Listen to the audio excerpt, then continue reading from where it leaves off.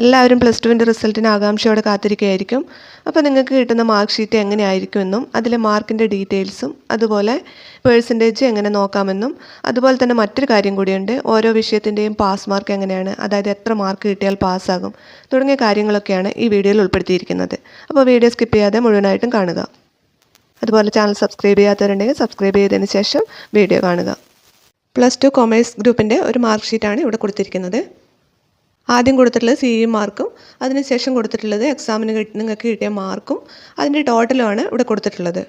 അതായത് ഇത് first ഇയറിൻ്റെ mark, first ഇയറിന് നിങ്ങൾക്ക് കിട്ടിയ മാർക്കാണ് ഇവിടെ കൊടുത്തിട്ടുള്ളത്. അടുത്ത കോളത്തിൽ കൊടുത്തിട്ടുള്ളത് സെക്കൻഡ് ഇയറിൻ്റെ മാർക്കാണ്. സെക്കൻഡ് ഇയറിന് കിട്ടിയ CE മാർക്ക്, അതുപോലെ പ്രാക്ടിക്കൽ എക്സാമിന് കിട്ടിയ മാർക്ക്, അതുപോലെ എക്സാം എഴുതിയിട്ട് നിങ്ങൾക്ക് കിട്ടിയ മാർക്ക്, ഇത്രയാണ് അടുത്ത കോളത്തിൽ കൊടുത്തിരിക്കുന്നത്. എത്ര മാർക്ക് കിട്ടിയാൽ പാസ്സാകുമെന്ന് ഈ മാർക്ക് ഷീറ്റിൻ്റെ കാര്യം പറഞ്ഞതിന് ശേഷം പറയാം. അപ്പോൾ വീഡിയോ സ്കിപ്പ് ചെയ്യാതെ തന്നെ മുഴുവനായിട്ടും കാണണം കേട്ടോ.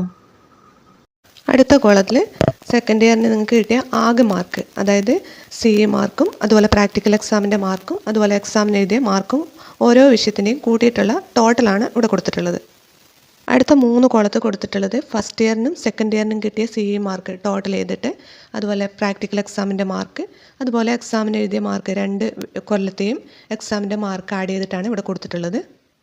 ഇനി അടുത്ത ഈ കോളത്തിൽ കാണിച്ചിട്ടുള്ളത് അതായത് ആകെ ടോട്ടൽ മാർക്ക്, ഫസ്റ്റ് ഇയറിന് കിട്ടിയ എല്ലാ മാർക്കും അതുപോലെ സെക്കൻഡ് ഇയറിന് കിട്ടിയ എല്ലാ മാർക്കും ടോട്ടൽ ചെയ്തിട്ടുള്ള നിങ്ങളുടെ പ്ലസ് ടുവിൻ്റെ ആകെ കിട്ടിയ മാർക്കാണ് ഇവിടെ കൊടുത്തിട്ടുള്ളത്. ഈ മാർക്ക് വെച്ചിട്ടാണ് നമ്മൾ പേഴ്സൻറ്റേജ് കണ്ടുപിടിക്കുന്നത്. അതുപോലെ അതിൻ്റെ തൊട്ടടുത്ത് ഗ്രേഡാണ് കൊടുത്തിട്ടുള്ളത്. ഓരോ വിഷയത്തിനും ആകെ 200-ലുള്ള മാർക്കാണ് ഇവിടെ കൊടുത്തിട്ടുള്ളത്. മൊത്തം 1200 മാർക്ക്. അതിൽ ഓരോ വിഷയത്തിനും 200 മാർക്ക് വീതമാണുള്ളത്. 200-നും 150-നും ഇടയിലാണ് A+നുള്ള മാർക്ക്. പാസ് മാർക്കിന് ഗ്രേസ് മാർക്ക് ഉണ്ടെങ്കിൽ പരിഗണിക്കും, അല്ലാതെ CE മാർക്കോ അതായത് പ്രാക്ടിക്കലിൻ്റെ മാർക്കോ പാസ് മാർക്കിന് ആഡ് ചെയ്യില്ല. അതായത് പ്രാക്ടിക്കൽ ഇല്ലാത്ത വിഷയമാണെങ്കിൽ 150-ലാണ് മാർക്ക്, അതായത് ആദ്യത്തെ വർഷം 80 പിറ്റേത്തെ വർഷം 80 അങ്ങനെ 160 മാർക്ക്. ഈ 160-ൽ 48 മാർക്ക് 2 വർഷം കൂടി 48 മാർക്ക് ഉണ്ടെങ്കിൽ പാസ്സാകും. അതുപോലെ പ്രാക്ടിക്കലുള്ള വിഷയമാണെങ്കിൽ 120-ലാണ് മാർക്ക്, ഇത് 60+60, അപ്പോൾ അതിൽ 36 മാർക്ക് ഉണ്ടെങ്കിൽ പാസ്സാകും. അല്ലാതെ CE മാർക്കോ അല്ലെങ്കിൽ പ്രാക്ടിക്കലിൻ്റെ മാർക്കോ കൂട്ടിയിട്ട് പാസ്സാക്കുകയില്ല. ഗ്രേസ് മാർക്ക് ഉണ്ടെങ്കിൽ പരിഗണിക്കുന്നതാണ്.